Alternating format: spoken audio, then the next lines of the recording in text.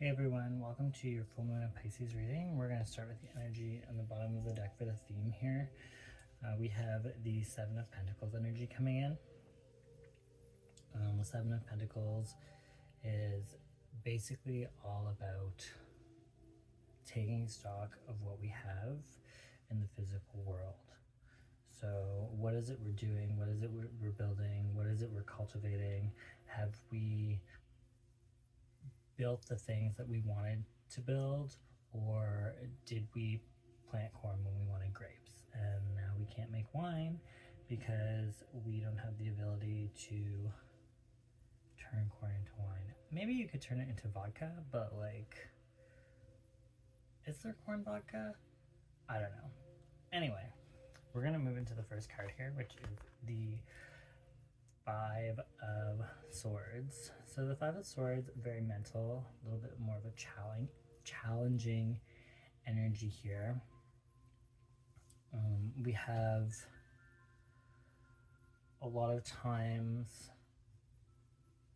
the Five is very shady, but I feel like the Five, it's more to do with like the inner saboteur and like what's happening, what's going on with yourself, as opposed to what's going on with other people.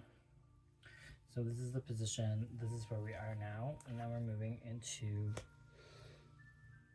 the hopes and fears and what we want to happen. And this is my favorite card in the whole deck. This is the High Priestess, Shaka Khan, Whitney Houston. She is every goddess, she is every woman, and she is basically challenging us to sit in our highest alignment and truly be with ourselves and figure out what it is that we really want, and the outcome of the harvest that will soon be ready, that we have planted at the beginning of the year. So this is actually really beautiful. Moving into a challenge position, we do have the sun, and the sun is very beautiful, very fertile. All of these things of like planting, growing, being our most authentic selves, and like really not being afraid to shine. But it's in the challenge position here, so I can see that there's a lot of thoughts here that are getting in the way of letting ourselves shine. And you know, that can be really, really challenging with the amount of voices that go on in our heads and being very negative, because we all want to reach our dreams, and that's what this full moon is about. This full moon is about dreams. It's about an eclipse, which I haven't really talked about yet, which is really boosting the energy.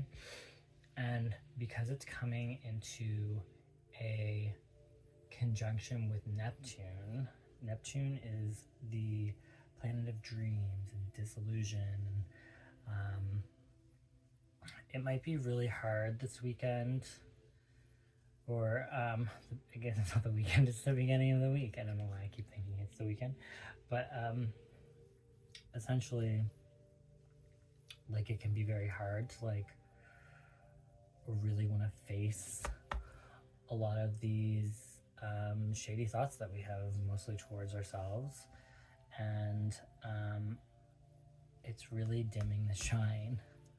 So it's very easy to get caught up in the disillusion, the delulu, the escapism. So Dare to Dream, Dreamer. We're going to move on and see what's supporting us down here. We do have a lot of lovely energy supporting us here. We have the Two of Swords. And the Two of Swords is often about a choice. Again, I'm getting a lot of vibes here of like choosing to do the shining, and standing in our power, as opposed to listening to the voices and standing on the side moping. But we got this like Two of Swords energy, and I'm almost feeling like there is a call here to take action, because right now we are not taking action. We are not taking action in the energy of here. We are in a stalemate. We are in basically in a stalemate between ourselves and a choice that we may or may not want to make, even though we might have already made it. And essentially the universe is telling us that if we don't make the choice is going to be made for us, and things are just going to keep going regardless. So make sure we're really standing in our power with whatever this choice is that we need to make. And then here we also have the energy of the Four of Wands. We really have that creativity, that passion, that fire, that drive. And it's a celebration. Like, celebrate the small wins. Celebrate the things that you love about yourself. It's also creating like stability and helping us stand in our power here so that we can really shine forth and be our truest selves.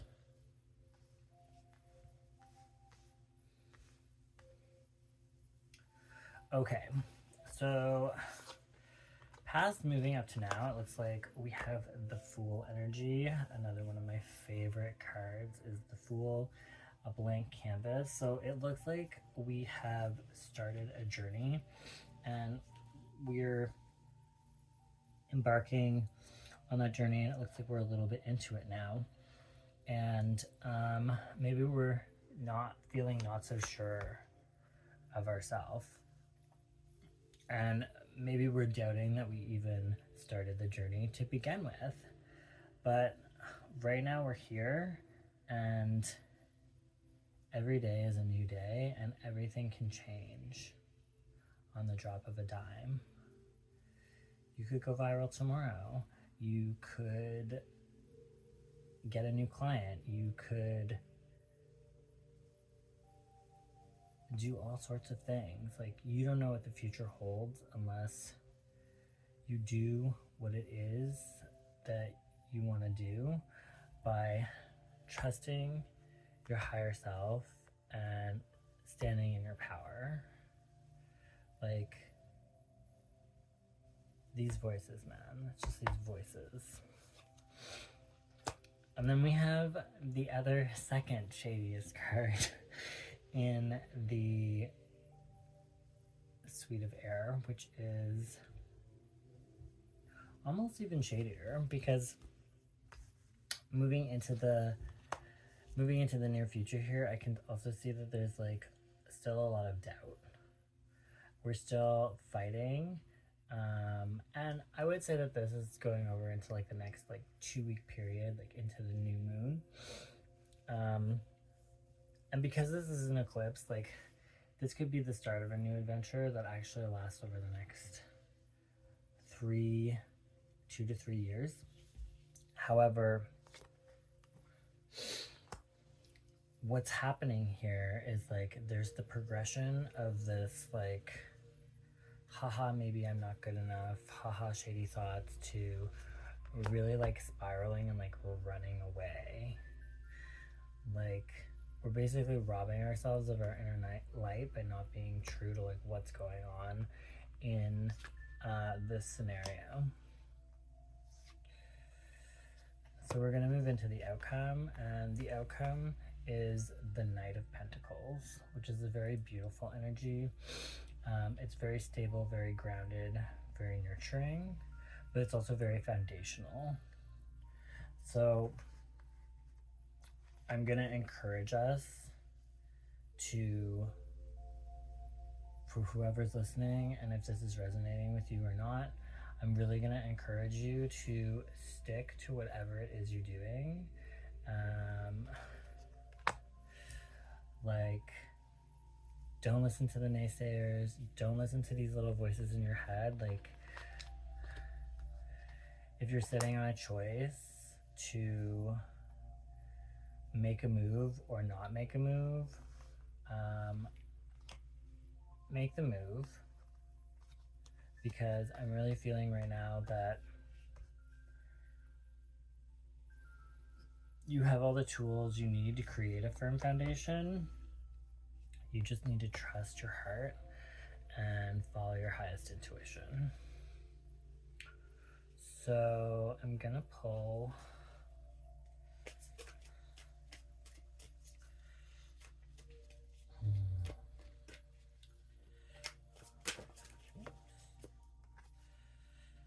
memories of love. So we have some nostalgia moving in here. With the memories of love card, which is the Six of Cups. So really just holding on to those special moments when we're trusting our intuition, and sometimes things get hard, shit gets real, and you just gotta hold on to the good moments. I'm not saying that we should just like be all fluff and be like, oh yeah, everything is great, because like there is such a thing as toxic positivity too, but there is something to be said for holding on to the good moments and letting them supersede the bad. Ooh, we have a firm foundation here, so this is really reinforcing the Knight of Pentacles energy here. Really just building the foundation, showing up every day, doing the habits, not getting stuck in our head. And maybe we don't exactly know who we are yet. Maybe we don't know how to shine. Maybe we're still figuring that out. And like, that's totally okay too. Like, don't feel like you have to know. Like, perfection is the killer of projects. Sometimes good is good enough. And lastly, we have the throat chakra, which is really going to challenge us to like use our voice. Use your voice, set boundaries, be heard, sing, chant, scream if you need to, nod at other people, into a pillow or something, but really cleansing that energy and like letting yourself be heard, not being silent about whatever the air energy here that is being caught in your head. Also journaling is a great way to like kind of combat these sort of sticky air cards. I'm just gonna pull some of my little gold foil cards here. It's the same Rider-Waite deck. And I'm just kind of asking for a little bit of expanse on the next sort of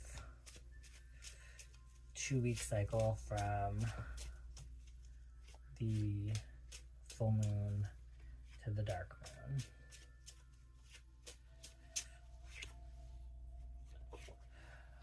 See, look, I love it when this happens. So like, this is moving into the near future here. We have the same card. This is totally validating what's going on. We have the Seven of Swords energy again. We also have the Three of Wands energy and the Hierophant. So, and then the theme of sort of this energy moving into the next like 2 weeks of how we're gonna like work through this air energy is the Page of Swords. So what I'm getting here is I'm getting a lot of things to do about boundaries. The message that's coming through is, especially with this like throat chakra card, is to really just like, part of being authentic here is like really speaking your truth. Even if you're still figuring it out, it's okay to let it be known. So we have the Three of Wands, and we also have the Hierophant. So the Three of Wands is fun, like we're moving into some energy here, like we're sparking some creativity. Maybe we're starting a new project, or we're getting footing on this project that we've already been talking about at the beginning of the reading, which is the theme of all of this.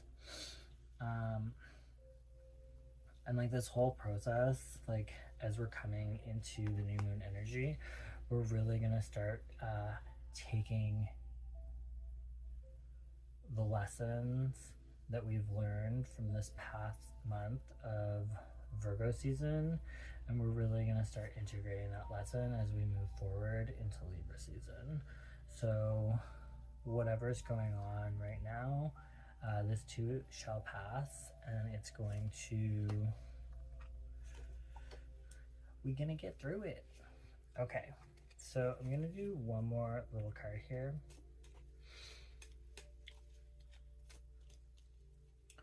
And these are the Greek oracle cards.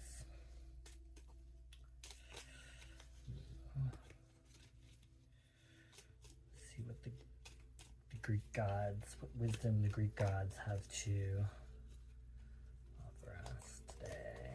Let's do this one. Okay. Judgment. You have this righteous judgment from the gods. Sigh.